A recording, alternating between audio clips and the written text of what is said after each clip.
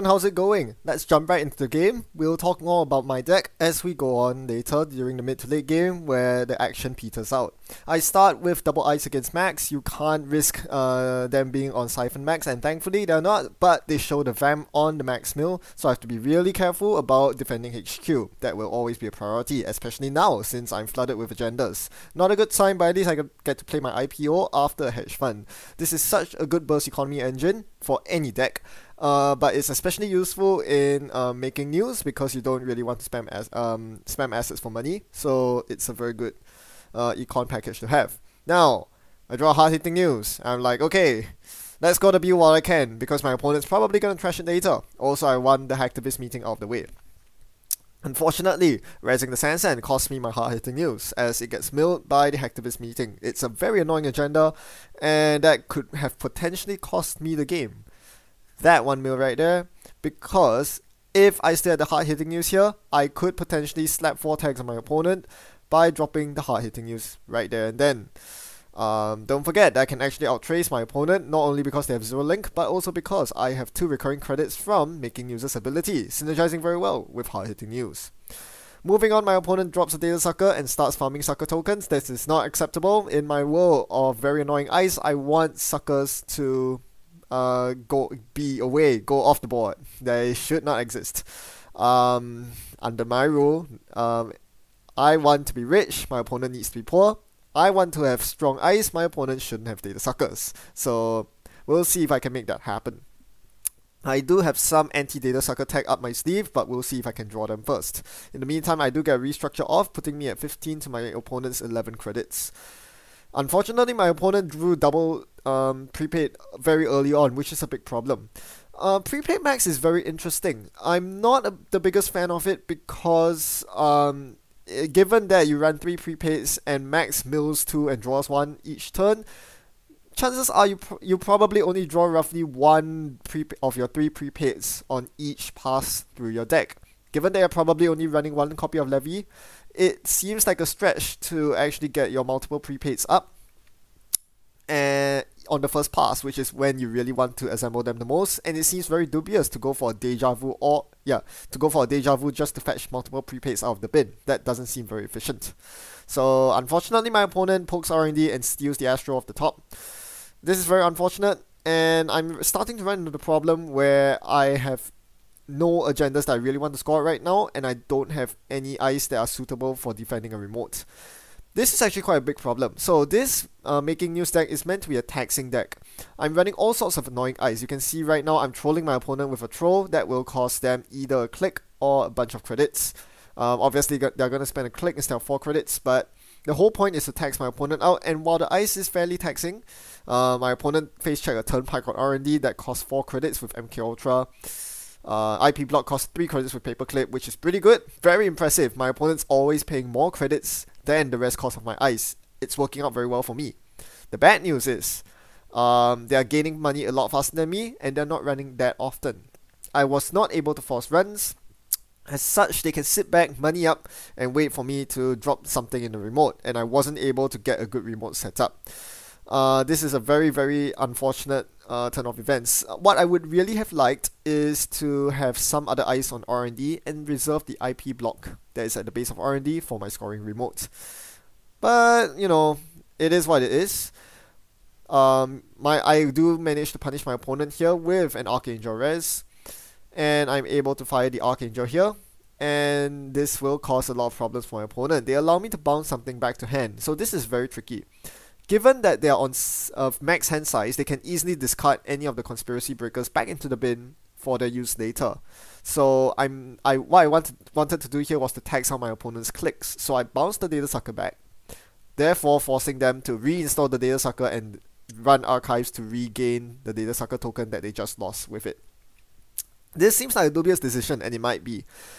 Medium makes a far more sensible choice, and I would be inclined to agree most of the time, but I felt very, very safe against medium with a macrophage on the top of R&D. So yeah, kind of hinting what my ice on R&D is right here. Most people won't be confident with a medium on the board, but I was very, very happy to let my opponent have the medium, knowing that they would be basically forced to beat a bunch of tracers if they want to keep their medium with a counter on it. Macrophage is just very strong right now against virus-based decks. Without Cipher to kill off macrophages at instant speed, or to break them with York, it becomes a lot more challenging for virus decks to survive against a macrophage deck. Unfortunately, my opponent doesn't go for a spoon on the macrophage, the unrest one. Instead, they're going for the Archangel on HQ, and this can pose a huge problem. If my opponent gets last agenda in my hand, oh dear, they will be on match point. We can't have that.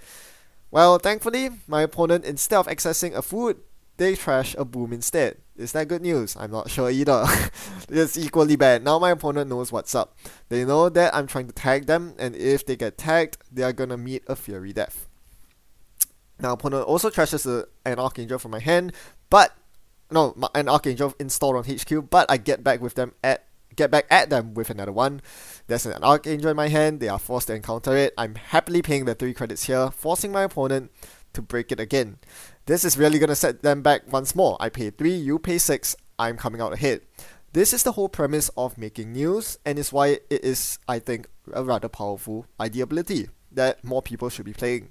A lot of your eyes are so good that with the Conspiracy Breakers, the Conspiracy Breaker suite sucks, don't get me wrong, but the main thing is most runners will end up paying more for your ice than it costs you to res, and to add on to that, all your ice is incredibly cheap to res. Turnpike and IP block cost 2, Archangel cost 4, that's still cheaper than a Fairchild or an Itchy 1.0. Troll cost 1 to res, it's such a troll. I love all these eyes, they're absolutely amazing, and they tax the runner out so much. Not to because of the combination of their high strength and unreasonable subroutines. Their trace values are very high, so especially in conjunction with making users' ability, so every runner will have to think twice before letting traces fire. My opponent goes for R&D here.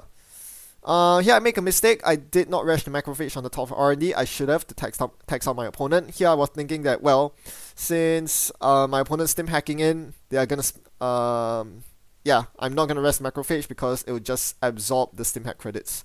Turns out that I could actually have taxed my opponent a huge bunch if I actually rest the macrophage here. I did not do my maths. My opponent actually had to install the MK Ultra, break Turnpike with MK Ultra, and break an IP block at the bottom of it. So yeah, I definitely should have rested the macrophage here. This was a mistake, giving my opponent 2 free accesses and a sucker counter. Big mistake. Well, what I really wanted to do was to keep the macrophage a surprise, because if the runner's not prepared to deal with a macrophage on R&D at that point, surprise res is very nasty, very very nasty, and that would actually thwart their plans a whole bunch, but it wasn't to be here. Note that at this point I was on 9 credits and my opponent was on 5 credits right after hard-hitting news, right after Levy. I really wish I had hard-hitting news in hand to capitalize on that. This deck does revolve around keeping ahead of the runner's tempo, and I really wish I had the hard-hitting news to capitalize on being richer than the runner after they made a run. That was a hard-hitting window for me. I missed the window, and immediately my opponent bursted back up to double digits with their 3 prepaids assembled. This is bad news bears for me, and this is where the game starts slipping out of my hands. With this making news deck, you want to actually jam as many agendas as possible in the remote before your opponent gets the economy suite fully set up. This is definitely a deck that abuses the early game with its suite of very taxing and cheap to res ice, but once you get to the mid to late game, it starts to falter, and we can see that very clearly here. Another feature of the deck that probably has caught your attention by now is none other than the agenda suite. While most of it looks fairly common, the Food, the Astro, the Bill, you'll notice this little unicorn or whatever horse that is. Improving my tracers. That's improved tracers, and I'm messing around with it. So here's my philosophy behind improved tracers. Right now, it's very very difficult to score any agendas that cost 4 or more to advance, simply because runners are very good, such as this runner. They are very good at contesting remotes when you advance something in them. There are 2 solutions to this. You can either play traps, advanceable traps that force the runner to run them only to meet with a very deadly fate, or you can play more 3 advanced agendas, and that's what I'm going for here. Don't get me wrong, 3-1 agendas are still horrible. I don't really like playing them, and improved tracers is no exception to the rule. However, One of improved Tracer's redeeming factors is that it has a universally useful effect when you score it. Um, and it actually persists throughout the rest of the game, which is really, really nice. So with this effect, you are able to bump the ice strength and the subroutine tracers by 1, which are effects that will come into play every single game because you are running these ice. And now that degenerate anti-ice strategies like, say, blackmail, cipher are kind of out of the gate, we are able to play improved tracers with rather good effect. Because every runner will have to deal with the extra strength and the extra tracers that come into play. Now my opponent runs R&D here, and I res the nasty macrophage in their face. You notice that I click for credits last turn instead of attempting to score the improved tracers that I gem in the remote. The reason is quite simple. I needed enough credits to res the macrophage on the outside of R&D, otherwise I'll be losing to deep medium digs. So given that my opponent did not run my remote last turn, I was hoping that they would think it's a Sand and leave it there for one more turn for me. Or at least think that it's not an agenda. That way, I would be able to get to a suitable credit level to defend myself by resing macrophage and still scoring out the agenda. This is actually quite important because now the medium is starting to loom, it's starting to become quite a problem. And even though I do have a Cyberdex Virus Suite, this is how I really intended to use it. I was able to set up the Virus Suite last turn, and as such I was able to purge my opponent's virus counters, forcing them to break the MK Ultra the hard way, break the Turnpike the hard way with MK Ultra, instead of destroying it with Parasucker as they wish to. So this massively taxed on my opponent, leaving them on just 1 credit. This was a huge victory for me, but unfortunately it came at a price. They did have another stim hack ready to go, and that means they can ninja my improved tracers. So sad I won't get to showcase this agenda to you, but hey, at least I gave it a shot, and I defended my R&D. They steal the improved tracers, and whoa! Whoa! Look who has a shiny improved tracers in their score area. That's me. All my ice is now +1 strength. All my ice now have +1 to the trace subroutines. This should be a lot of fun. But first, let's get these agendas out of my hand. I don't want them. My opponent's on match point. With the build swap, they are now 1 point away from victory. Any agenda wins them the game. But back to explaining my agenda composition.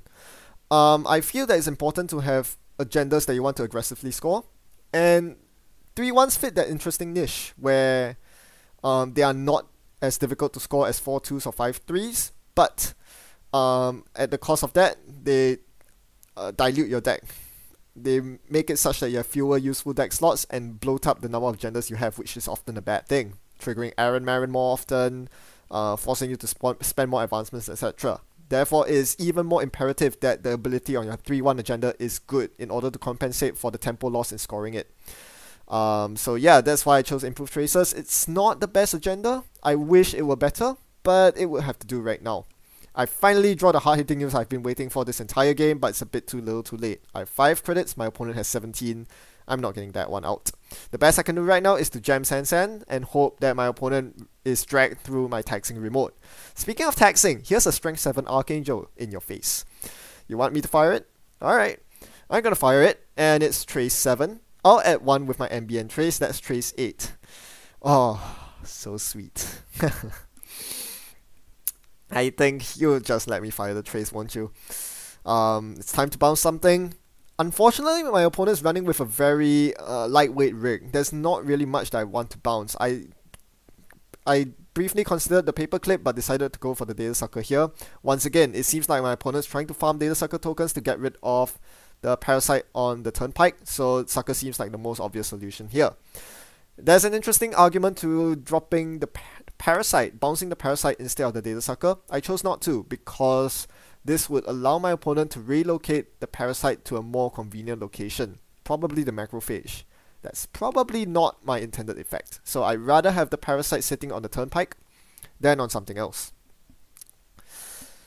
That might be a mistake. I'm not gonna lie, the Parasite is actually a very tempting target and it probably should have been returned to my opponent's hand. On the other hand though, my opponent is out of hand.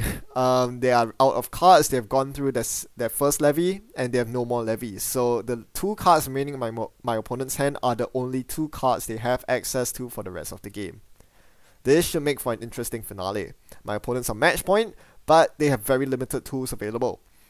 I'm analyzing the bin, and it seems like one of the tools they have access to is Spoon. So yeah, I noticed the Spoon earlier on their first pass through the deck, and seeing the bin, I realized it was missing, so it had to be in their hand. I was very afraid of the Spoon on R&D. That would basically cost me the game, because Macrophage is essentially the only thing keeping my opponent out from a sure victory. All they have to do is to break their Macrophage, and boom, they have full access to medium runs. My opponent goes for my remote here, baited into my Sansan server. Unfortunately, I couldn't really afford to rest the outermost ice on the remote, so instead I took a couple of credits and played Sweep Sweep for 1 credit. So bad. Man, oh man, oh man. Yeah, as the agenda starts clogging up my hand, I really don't see any way I can win at this point. My opponent is still way ahead of me on credits, and they can simply remote lock me to death at this point. It would take a massive mistake for my opponent to actually give me the game right here, given that I've burnt through 2 Jacksons and I'm nowhere near winning. I'm only on 1 agenda point, and my opponent rightfully takes 4 credits here. They're gonna do the most reliable thing they can do.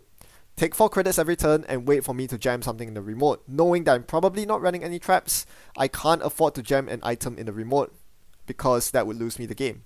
Anything I jam in the remote at this point will cost me the game.